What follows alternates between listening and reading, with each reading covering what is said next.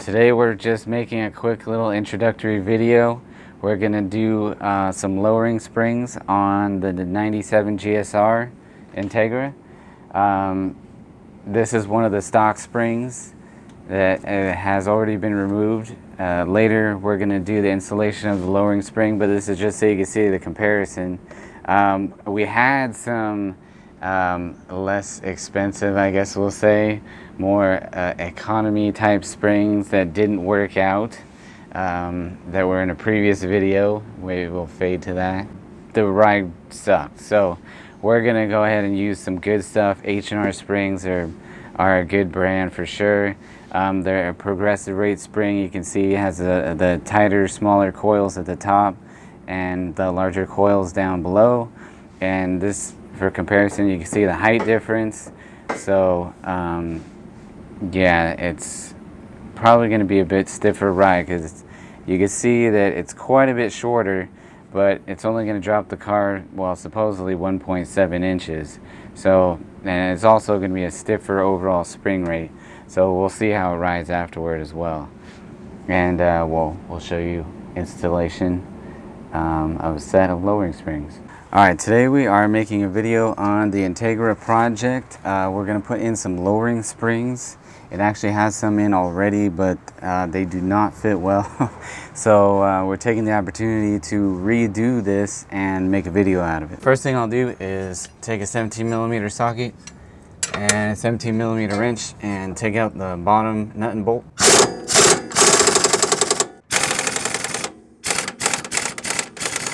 So then, let's see, we have a 14mm here that we need to remove. I guess we'll just do this by hand today because I seem to be having technical difficulties with the air compressor. Okay. Alright, so 14mm socket removes the top bolt. We'll set that aside. And let's see, so I get that bottom bolt out.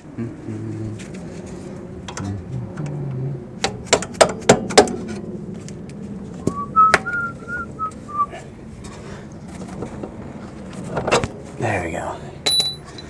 Alright, so we have the lower bolt out, and if you're lucky you can just wiggle the fork off. Otherwise, what if I do this?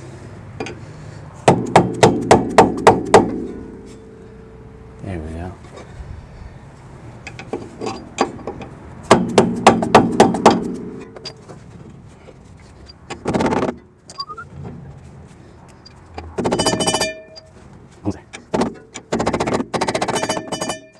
Ding, ding, ding. Oh. Okay, now that fork is out of the way. So, let's see, we got a couple of bolts here to take out.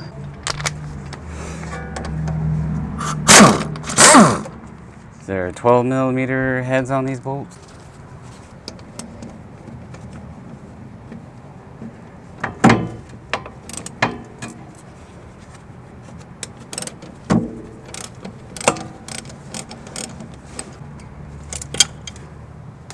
Now we got the brake line disconnected from the strut or shock, and then we got to go up top so we can disconnect it from the shock tower. So we're gonna remove the top mount here from the car.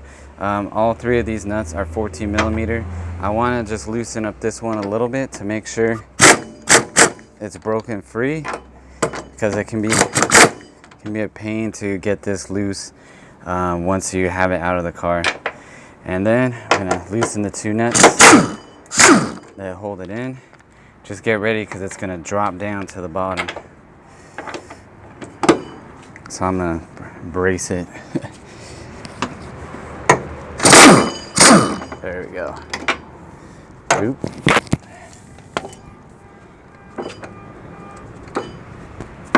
Alright, now we can take it out of the car.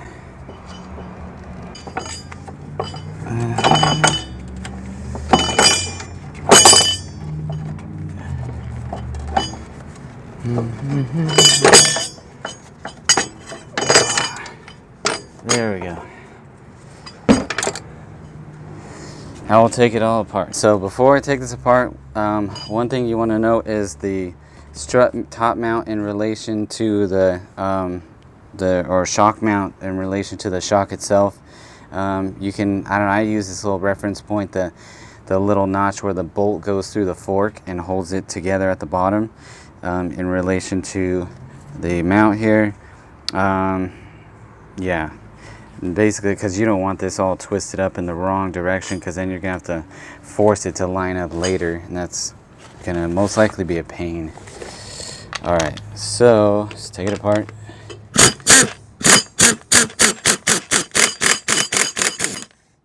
Almost. Oh, there we go. All right, so, well, we got lucky here. Since this is already a lowering spring, we skipped a part of having to use the spring compressor tool. But, oops. Here, actually, we can show what that tool looks like. Maybe that'll at least be helpful. Hold on. So, what I found, oh, this thing is all dirty. There's some different styles of spring compressor tools. I found that these ones actually work good for the Hondas, and basically you just hook them around the coils and then you tighten them down. I think we've done that in some other videos already, but yeah, that would be the procedure with the stock springs. But like I said, we already got the aftermarket springs, which unfortunately are the wrong ones, because these are Type R springs, and so what happened is they lowered it too much in the front. And yeah, that's just not gonna work. I don't want it bottoming out. All the weight's in the front. I suppose Type R's, I'm not the expert, but suppose they require shorter springs. So we're gonna go ahead and put in the H&R springs, which are intended for all the non-Type R cars. Boom, there's our H&R spring. Oh yeah, you can see that it's taller, and it also has less of these little small lighter tension coils, so it's not going to compress as much. Yeah, that should solve our problem. All right, so we're going to put it back together. If you're switching over to another shock, here we have this is our little bump stop, which actually has been cut down because to accommodate for the shorter spring. And then you got your washer there and your cover. Oops, get it in there somehow.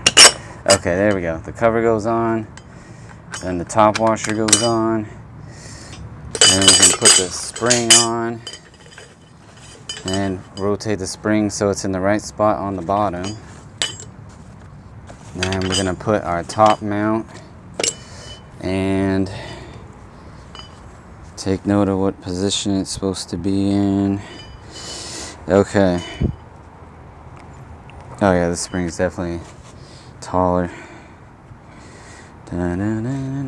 Oh, can you see this part? The top? Okay. So, you know, this is a good part where you can use a friend. Here, friend, do you want to thread on this nut while I hold it down? So you want to put your washer on top of the bushing, and then if you just put your weight on it,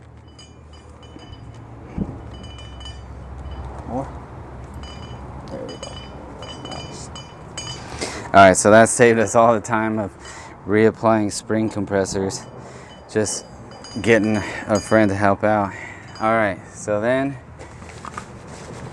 let's see, try to get this nut going down a little further.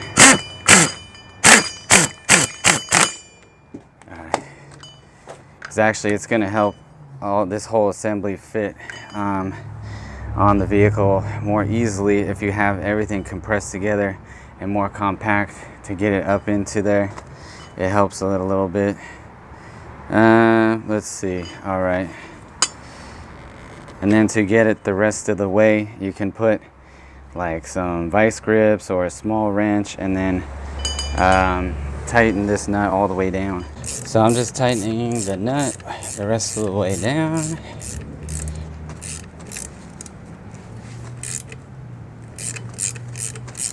The ratcheting wrench works great for something like this.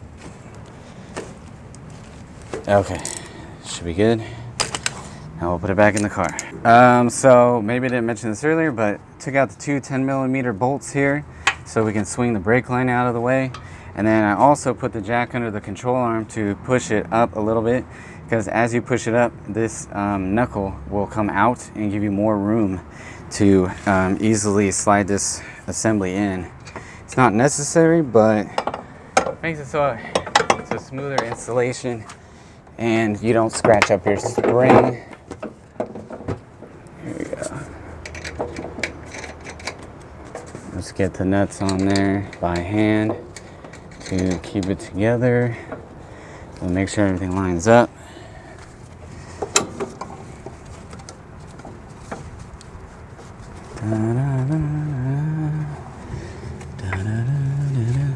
Okay, now is where I gotta lower it back down so I can get the fork on there. Some of that super white grease. Alright, just a little extra but unnecessary step. Just putting a little bit of grease on there to get the fork to slide on. Otherwise, it's just more of a pain to get it to go back. They're replacement shocks, so they don't fit exactly the same as the stock ones. Now let's just see how bad it is getting this back on. Probably gotta bang on it with a hammer a little bit.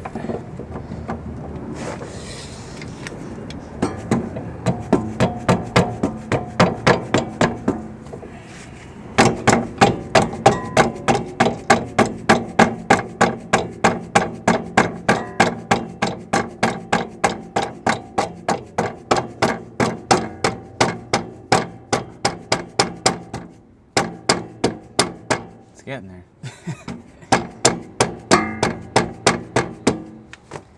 I think we're in. All right.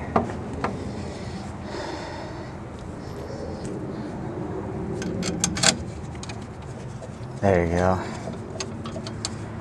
Then you can put in that bolt to hold the fork in. And if that just goes in nice and smooth, you know you're all lined up nice. Guess I eyeballed it pretty well today. All right, then we gotta put the bottom bolt in. You can push down on the suspension a little bit to get that one to line up. Oh, doesn't want to go the rest of the way.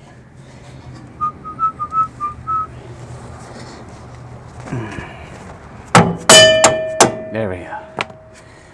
All right. So then put the nut on it. So we'll put the 17 millimeter nut back on there. And then, let's see, we'll get it tightened up.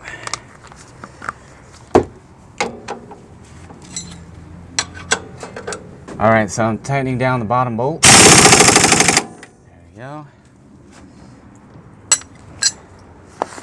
Then, I think if you follow the manual, they tell you to preload the suspension before you tighten this other stuff down. Just gonna zap these real quick. Got the suspension preloaded. So we'll tighten these top nuts. There we go. Oh, and then we still have to do the lower fork bolt. See, that one I'll just do by hand because it's like a, what do you call it, pinch bolt. So it squeezes tight. So I don't want to overdo that.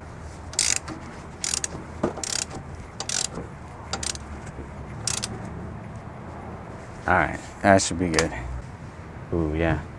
So this one is a little bit shorter. Although, I don't know, the suspension has been messed with before, so I don't think these are the original bolts, but this one should be, if anything, slightly longer in the back to accommodate for the thicker plate that it's going through. All right.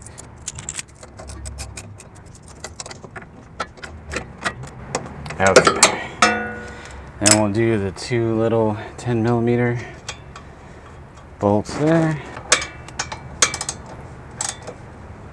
All right, there we go. So now we can Let's put our wheel back on, set it down, and see how the ride height is. So here's a shot of the ride height. Haven't driven it around yet, but rolled the car back and forth to get it to settle a little bit.